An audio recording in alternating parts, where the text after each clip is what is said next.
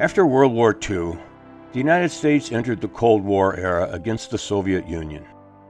Sparked in part by the Taft Hartley Act's non-communist requirements, the CIO gave in to the media hysteria, and in 1949 and 1950 expelled a dozen unions identified as having leadership sympathetic to communism. These unions had almost 1 million members. For 20 years, the AFL and the CIO were bitter rivals, often attempting to steal each other's membership. Finally, in 1955, an agreement was reached to merge the two organizations into the AFL-CIO. This larger federation continued the relatively conservative and pragmatic approach practiced by previous labor leaders and gave outspoken support for the anti-communist and Cold War policies of the era. At the time of the merger, nearly 35% of the American workforce was organized, and in some ways this period marked the high point of union power in the United States. Several factors began to weigh against organized labor.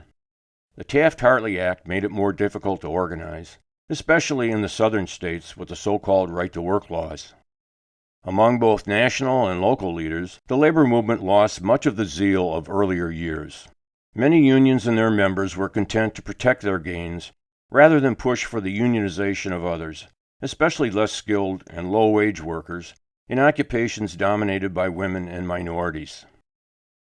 The American workforce was gradually changing from predominantly industrial workers to people employed in offices, retail, and service industries who often identified themselves more with management and who were not as likely to support unions. Also, organized labor at this time had a serious image problem.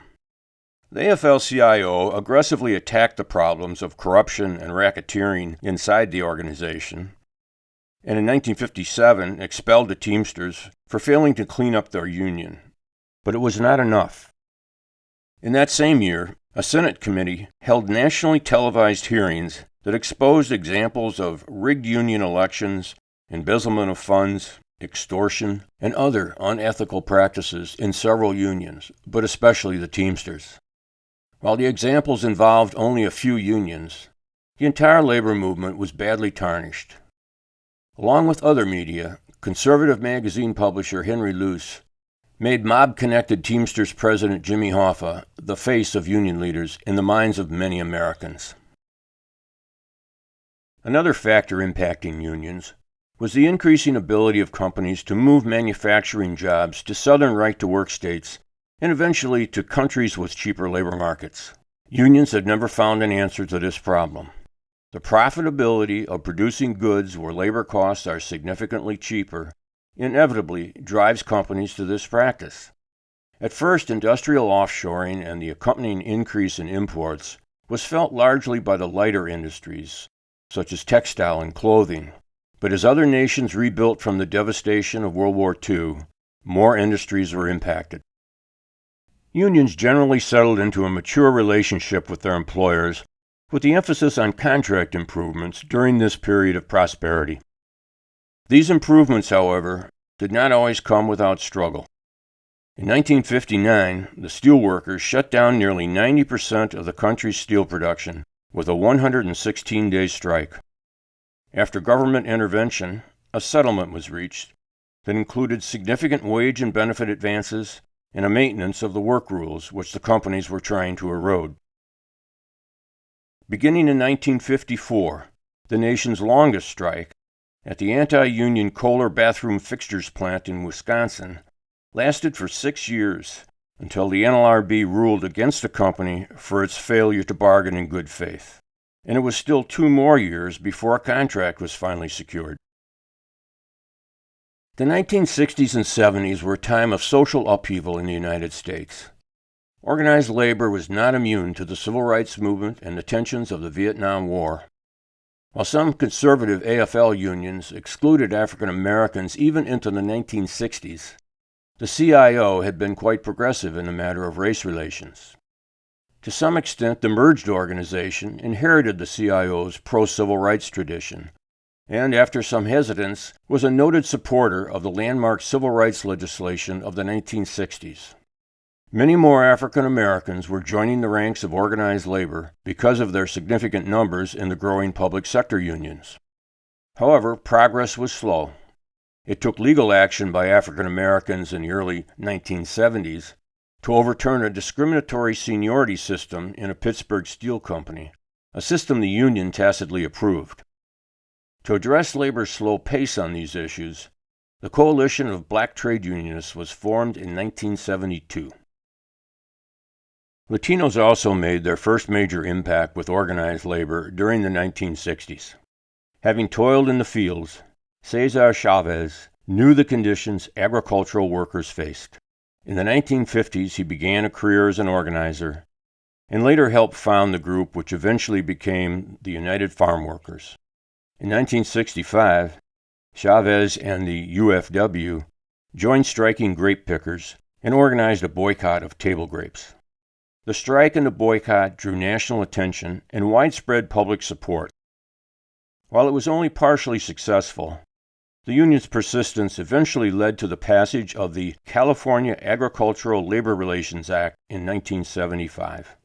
This statute established the right of collective bargaining for agricultural workers in the state of California, a right that had been excluded from the National Labor Relations Act passed in 1935. Until his death in 1993, Chavez led strikes, boycotts, and protests to improve wages and conditions for farm workers. His leadership was recognized by papal and presidential awards. Parks, schools, and streets have been named after him in cities across the country. African Americans and women were joining the labor movement in large numbers via the growth of public sector unions, and by the late 1970s, women were making their way into jobs traditionally held by men. Women constituted 23% of union membership in 1973. By 1980, they had grown to 30% of union membership. In 1974, the Coalition of Labor Union Women was founded to highlight women's issues, to provide education and training, and to prepare women to take greater leadership roles in their unions.